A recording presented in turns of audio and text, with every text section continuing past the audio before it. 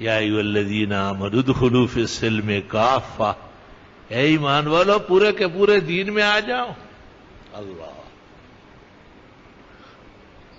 میں نے غزنی میں موٹے موٹے گورے گورے خوبصورت جوان دے کے دکان میں بیٹھے ہوئے تھے، مجھے پورا یقین ہو گیا کہ یہ یہیں کے لوگ ہیں اور مسلمان ہیں۔ میں نے پوچھا کیا نام ہے؟ کہا کرم سنگھ۔ ایک نے کہا کرپال۔ میں نے کہا کون ہو؟ کہا سکھ۔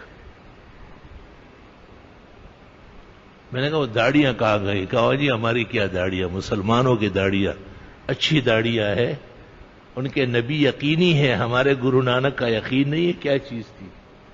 کہ مسلمان دکھاتا ہوں آپ کو کتنے بغیر داڑھی کے پھر رہا ہے۔ ایک قسم کا مجھے کہنا چاہتے تھے کہ آپ ان کی فکر کریں پہلے۔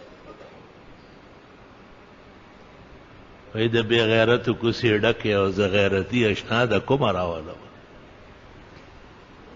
اللہ اکبر۔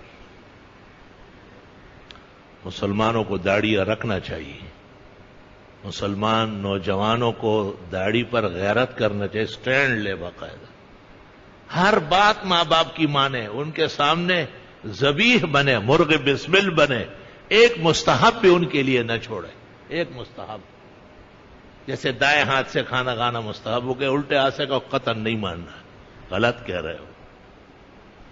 سر ڈکنا سنت ہے، وہ کہا کہ جی بیٹے اٹھاؤ اتارو ٹوپی، یہ ایسی غلط بات ہے جیسے کوئی کہے کہ اور پردے کی جگہ سے کپڑا اتارو، کیوں اتارے؟ شریعت کہتی ہے طہارت خانے جاتے ہوئے بھی سر ڈکو، رات کو سوتے وقت بھی سر پر صافہ باندھو، کھانا کھاتے وقت ہم نے تمام بزرگوں کو سر ڈھانکتے ہوئے دیکھا ہے۔ یہ ہوارگی آزادی کے نام پر نامناسب فعل ہے، اس سے بچنا پڑے گا۔